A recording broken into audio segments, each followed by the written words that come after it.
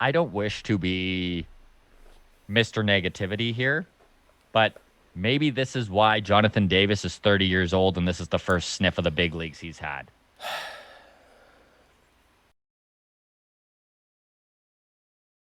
A few things about yesterday's game. So the Blue Jays lost in the 11th inning. They are really struggling cashing in runs when runners are in scoring position. And this is something that they need to do a much better job of. Yesterday was pretty frustrating. They should have won that game in the 10th inning. They probably should have even won that in the ninth. Yeah. Jonathan Davis. Now, before we really get into what happened, I do wish to address one of the bigger problems, in my opinion, that's going on, Okay. and that is that our bench is a very short bench because they're going with a 9-man bullpen. So Jonathan Davis, Joe Panic, Alondro Kirk. That is the bench players available to Charlie Montoya. I also haven't liked the way Charlie Montoya has managed that bench.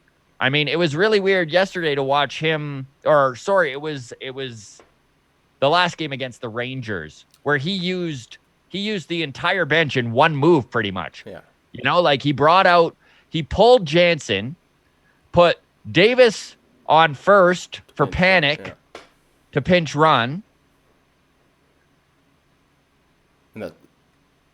and then he puts in Rowdy at the plate, and then he has to replace Rowdy with Jansen with Kirk, and there you go. There's your bench. Your whole bench is used in one move, and I couldn't really wrap my head around that. Why wouldn't you just hit Kirk in that scenario, especially with Rowdy being so ice cold, and Kirk being a good hitter from both pitchers, both left and right-handed pitchers. He has good splits, right? So I understand Montoya is thinking of putting in Rowdy there to bat against the righty, but you're just burning bench pieces. I really couldn't understand that move.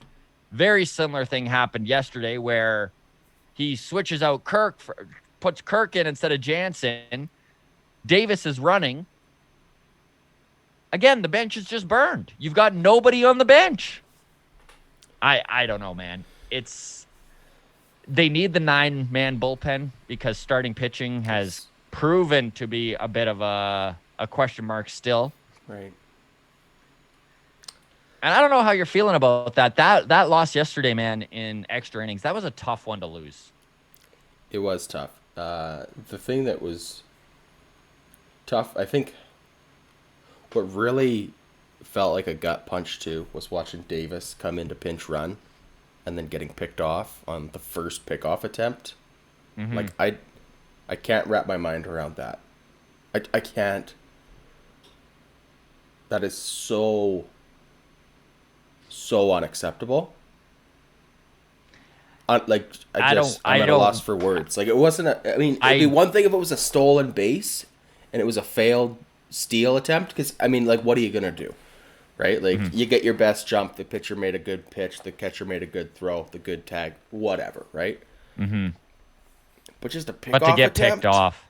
on the first pickoff attempt, like, especially for Davis. Like, I know he's not going to get sent down for this, but that can't happen again.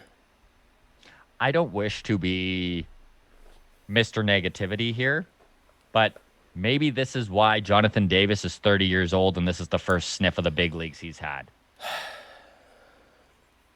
That was an unacceptable move, especially, and it's funny because when he first got picked off, because of the way the rules work now with the runner starting on second, Right. and it's the last out that goes to second. I thought Davis would be starting at second base, which wouldn't have been near as bad, and they probably would have scored in the 10th.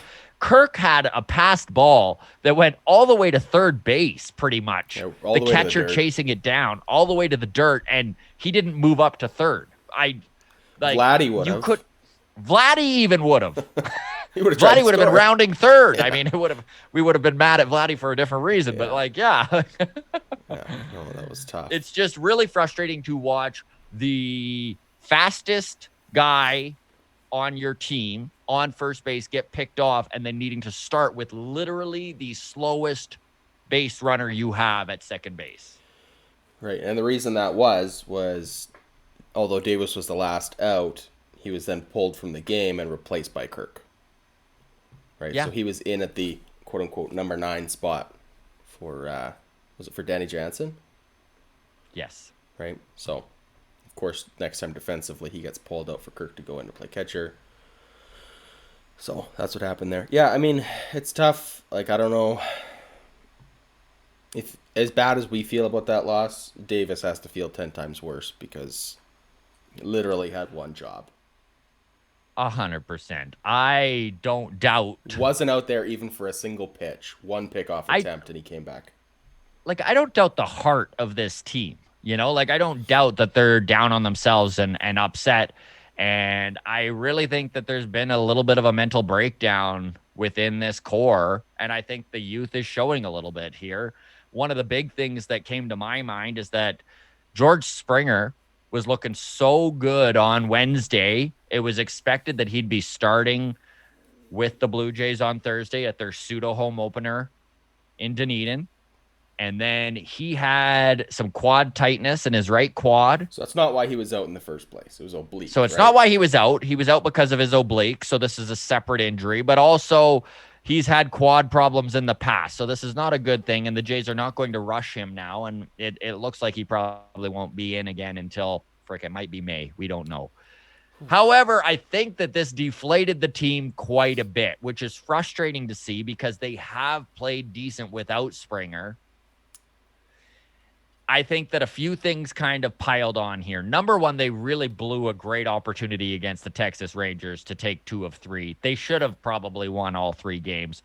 Let's take the Tanner Rourke loss and put that aside, though, and say that that was just a loss. Okay? The 2-1 loss with Hyun-Jin Ryu pitching a gem in the getaway game, that was hard, man. That was tough to swallow. And again, there were just some managerial moves that I couldn't understand. There were a few mistakes on the field that were frustrating. They had runners in scoring position in several occasions where they couldn't cash them in. You lose 2-1 with this offensive lineup, and that's one that's going to come back and bite you, right? Like against the Texas Rangers, who are going to be a bottom-feeding team throughout this season. That's tough, man. That is tough. It is. Have your ace on the field, and I think that kind of took the wind out of their sails there. They really went into this home opener with that on their mind, and then the George Springer being deflated by that. And I just think, honestly, these 23-year-old, 24-year-old kids, let it get to them. Well, I mean, let's put this in perspective. You wake up Tuesday morning, you got Tanner Roark on the mound. He's pitching 3-0 counts to 27 straight batters, okay? Oh my goodness. So you're already kind of deflated, but you're telling yourself, you know what? Light at the end of the tunnel. We got Ryu pitching tomorrow. It'll be fine. Tomorrow comes, you lose, and you're telling yourself, you know what? It's okay. We got George Springer coming back tomorrow. Our $150 million man It'll be coming. fine. Yeah. Tomorrow comes, Springer's not there. You're going, where is the light at the end of this tunnel? And they have to find it from within. So they do, and this team can win without Springer. Absolutely.